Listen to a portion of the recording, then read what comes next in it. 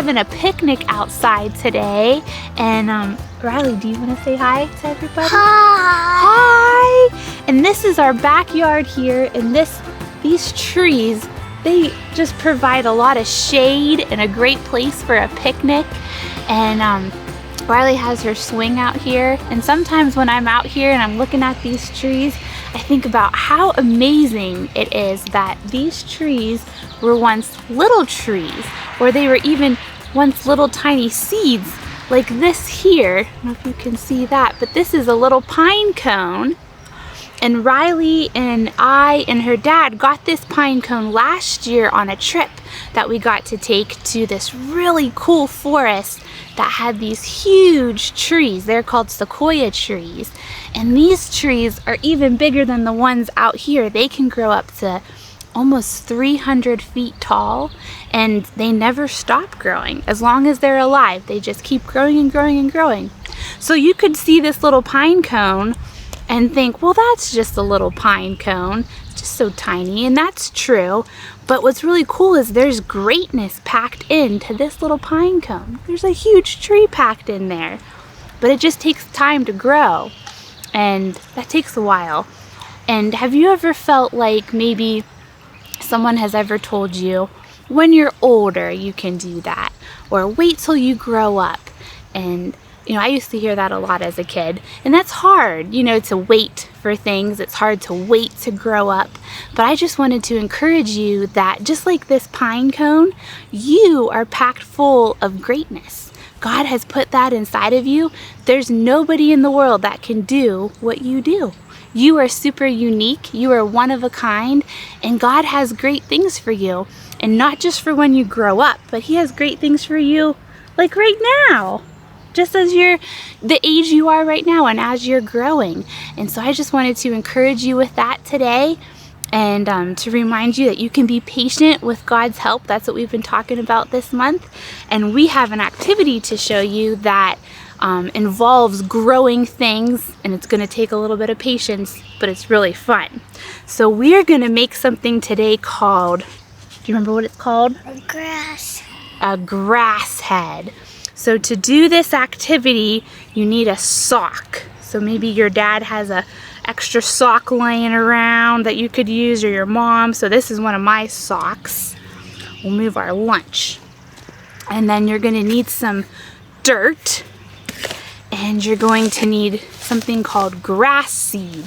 And I got this at the dollar store, or you could get it at the hardware store. So what you're going to do is you're first going to take your sock and put a handful of grass seed right inside the sock.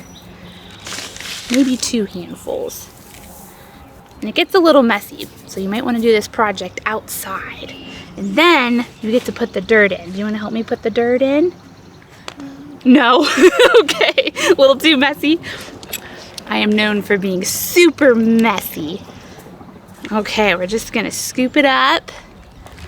Got big handfuls here. What do you think? Is it full enough? It's full. It's full enough? Okay. Is that true? So we did 3 handfuls of dirt, and then you can take the extra part of your sock and just tie it here so that everything stays inside. Okay, so there it is. So this is going to be your grass head, huh? And so he needs, what does he need on his face?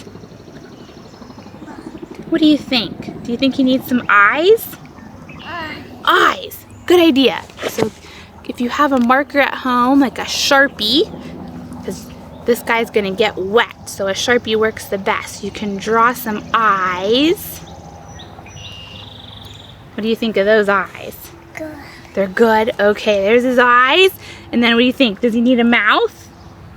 No. A nose! So you could draw a nose if you want with your marker, or I like to do this. If you have a rubber band at home, just kind of pinch your sock a little bit, wrap a rubber band around there, and then he gets this really cool funky nose. There it is. There's his nose. And now we can do his mouth, huh? Is he a happy guy? He's a happy girl. He's a happy grass head. Okay, there he is. What do you think? Do you look good? He looks good. So then, after you get him all made, you can get a cup. Ugh, see if this works here.